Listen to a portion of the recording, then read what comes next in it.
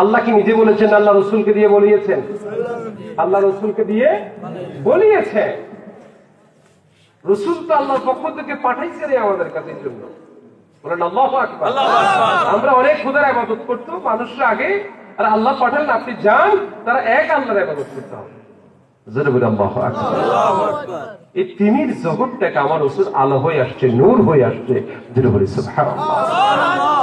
সেজন্য কবি বলেন তিমির ঘেরা আধার রাতে এলে জ্ঞানের মশাল হাতে, লা শারীকা লাহু মন্ত্রে, লা শারীকা লাহু মন্ত্রে, আনলে জোয়ার ভাঙলে ভুল, ইয়া মুহাম্মদ ইয়া রাসূল।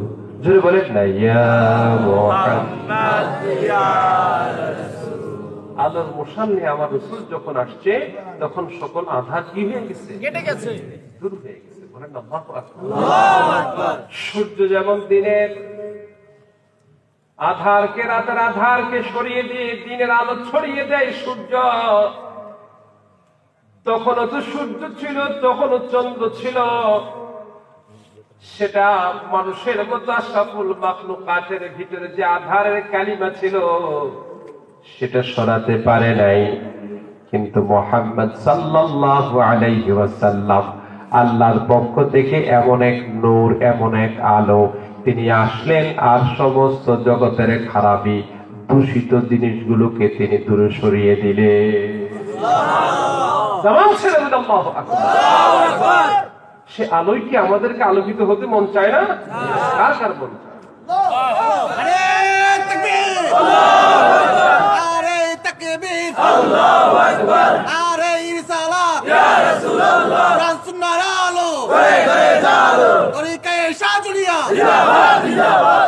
আমার রাসূল হচ্ছেন সে আলো, সূর্য দিনের আলো ছড়ায়, রাতের আধারকে দূরীভূত করে দেয়। আর আমার রাসূল শুধু দিনের আর রাতের আধারকে দূরীভূত করে না, আমার রাসূল যখন নবুয়তের নূর নিয়ে আসলেন, আমার রাসূল যখন আল্লাহর পক্ষ থেকে আলো হয়ে আসলেন, আমার রাসূলের আলোতে এমন আলোকিত হলো পুরো জগৎটাই। তখন আর রাসূলের শাসন আমলে কোন চোর বাটপার খুঁজে পাওয়া যায় না, কোন চোর বাটপার খুঁজে পাওয়া যায় না। এমন অবস্থা কায়েম হয়ে গেছে মদিনাতে সেই সময়। আমাদের কাছে কেন হচ্ছে না? জাহান জুড়ে কানাকানি সফল মুদের জিন্দিগানি, জাহান জুড়ে কানাকানি সফল মুদের জিন্দিগানি, সিরাতুল মুস্তাকিম দেখালে তুমি, সহজ পথ সরল পথ রাসূল তুমি দেখাইছো। সুবহানাল্লাহ বলেন না?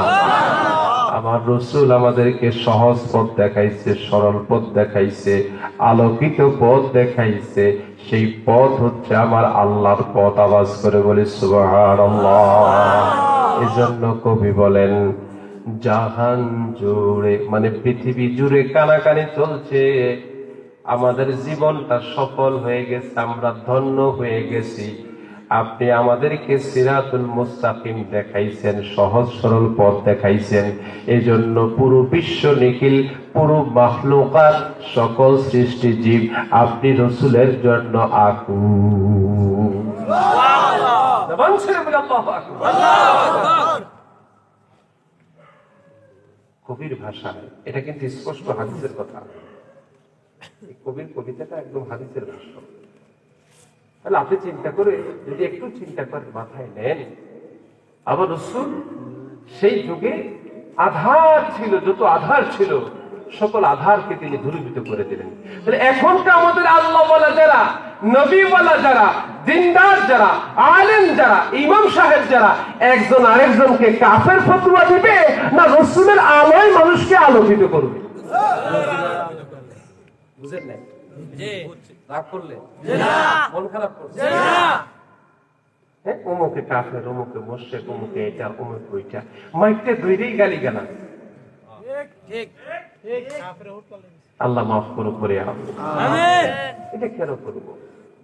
গালিগালাজ করা যাবে। আবার রাসূল গালিগালাজ করতে নিষেধ করেছেন। হ্যাঁ, আল্লাহ কিছু লোককে গালি দিয়েছেন, সেই লোকগুলোর পরিচয় জানতে হবে। তারপরে আল্লাহর গালির ভাষা ছিল অসাধারণ, ব্যতিক্রম। আমাদের মতো এত অশ্রাব্য গালিগালাজ না। নাউযুবিল্লাহ। মানে আল্লাহ লানত করেছেন কিছু মানুষকে, যে মানুষগুলো আল্লাহ ওয়ালাদের সঙ্গে শত্রুতা করে, যে মানুষগুলো দ্বীনের সঙ্গে শত্রুতা করে, যে মানুষগুলো রাসূলকে গালি দেয়, যে মানুষগুলো আল্লাহকে গালি দেয়, সে মানুষগুলোকে আমার আল্লাহ লানত দিয়েছে। যেমন রাসূলের ব্যাপারে একটি কথা বলে যায়, আল্লাহ রাসূল সাল্লাল্লাহু আলাইহি ওয়াসাল্লামের মনটা খুব খারাপ। এক মাতাব্বর, তার নাম ছিল আসিফ ইবনে ওয়াইল, সে রাসূলকে গালি দিত, বলতো রাসূল নির্বংশ, মুহাম্মদ নির্বংশ, তোমরা কেন মুহাম্মদের আলোচনা করো? নাউযুবিল্লাহ। আমাদের সমাজে যার সন্তান নাই, যদি তাকে নির্বংশ বলে তার মনটা খুব কষ্ট হবে না? এক মজলিসে কাফেরেরা রাসূলকে নিয়ে আলোচনা করতেছে আর কি, যে মুহাম্মদ ইবনে আব্দুল্লাহর স্বভাব এমন, কথা এমন, চাল চরিত্র এমন, এত সুন্দর। তো ওই আসিফ ইবনে ওয়াইল নামক সমাজের একটা মাতাব্বর আছে, এখনো দেখবেন হয়তো আদমপুরে নাই, অনেক সমাজের মাতাব্বররাই আছে, সমাজে শুধু ভেজাল লাগে রাখতে পছন্দ করে, ভেজাল লাগে থাকলেই তো তাকে পকেট ভারী আছে হুজুর। না, হয়তো আদমপুরে নাই, বিভিন্ন জায়গায় আছে, থাকতে পারে না এরকম আছে। ওই সময় ছিল, বুঝছে, ওই সময় এটা ছিল রে বাজার, ওই সময় ছিল। তার নাম হলো আসিফ ইবনে ওয়াইল। কি নাম?